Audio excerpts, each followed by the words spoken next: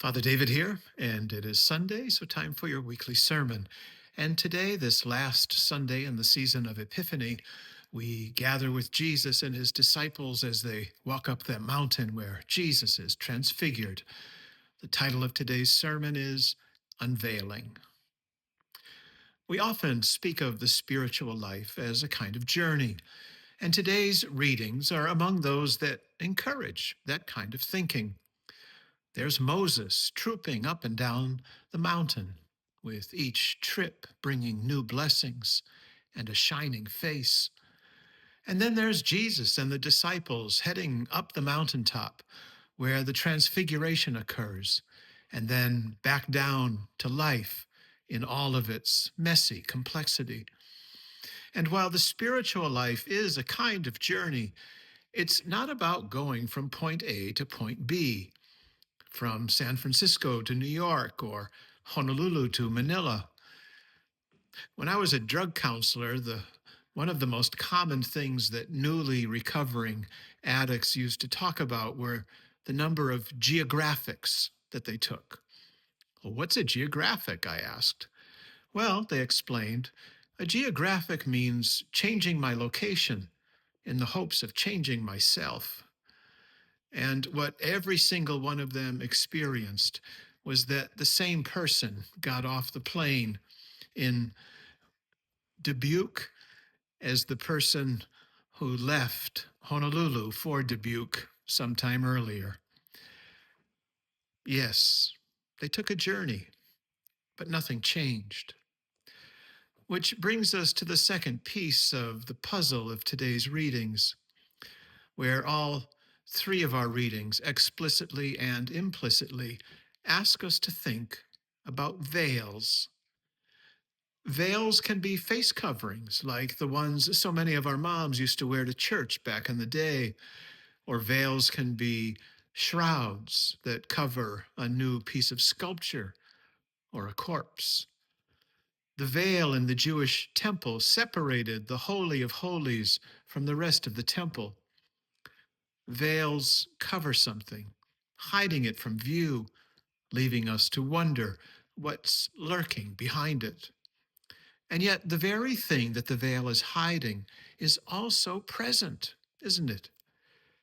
For Moses, it's his shining face, a face too bright to look at for those not yet transformed.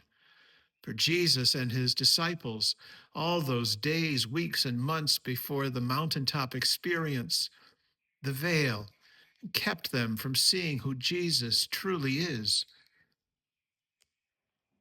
And that veil today is lifted, even if just for a moment. A lifting that causes both panic and joy, and even terror in his best friends. That's why Paul is right on target this morning, because he insists that the spiritual journey is not about miles walked, but about hearts and minds transformed. It's not about traveling to a new country. It's about the willingness to receive a new consciousness, causing the veil to be lifted, and then gently inviting us into a new way of seeing the world and of seeing each other, allowing us to see behind the veil of the ordinary, the everyday. Sometimes, like in Paul's case, the veil is instantly and stunningly lifted. Knocked on his backside, he's given a vision that completely ends up his whole life. But usually, for most of us, lifting the veil comes from the slow and steady work of doing kingdom things.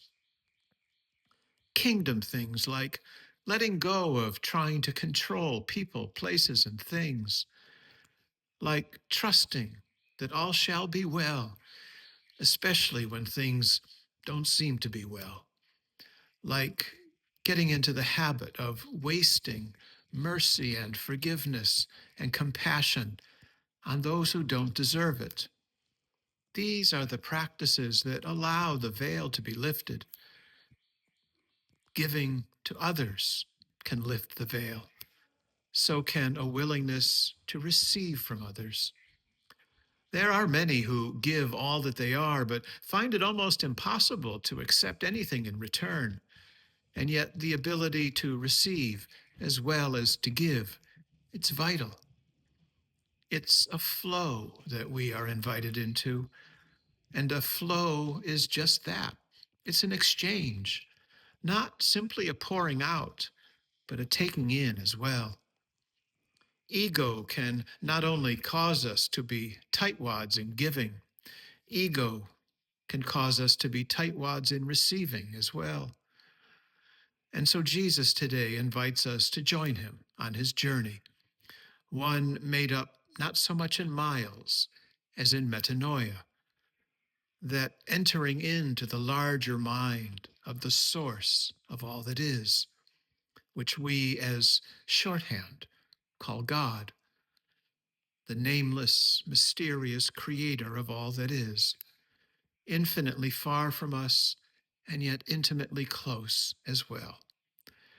When we begin to peer behind the veil of what seems to be, we begin to see that the way of Jesus is less about ritual and rules and more about entering into the life that really is life. A life that extravagantly pours out mercy and compassion and love and forgiveness. Jesus spends his days healing and teaching, healing the young epileptic boy, then teaching his dad about faith. But Jesus is also able to receive, as a woman pours perfume over his feet. Was it Karl Marx who said the ends justify the means? But in fact, the means must be compatible with the end. The means must serve the end, mirror the end. Sister Catherine of Siena knows this when she, filled with joy at having peered behind the veil, sees that all the way to heaven is heaven, because Jesus says, I am the way. Indeed, the journey is the destination. When we turn Jesus into an object of worship and yet fail to do as he does, to live as he lives, then we miss the point. The veil remains. We've not yet developed kingdom eyes. When ritual replaces transformation, we've missed the boat. Jesus doesn't say, worship me. Time and again, he says, follow me. Do what I do so that you may become who I am. These realities are particularly apt as we begin the season of Lent this week, this time of stepping back and of reflection, this time of checking in on my own inner transformation. Am I simply moving from point A to point B, or is something inside of me actually changing? Am I finding myself less interested in my own self-centered needs and more interested in the needs of others? And yet, by the same token, am I developing the humility to receive as well as to give? Am I developing the ability to listen to those who disagree with me about politics or society or religion? And am I developing that trust in God that no matter the appearances, all shall be well, even in these days of saber rattling, even as war continues in Ukraine?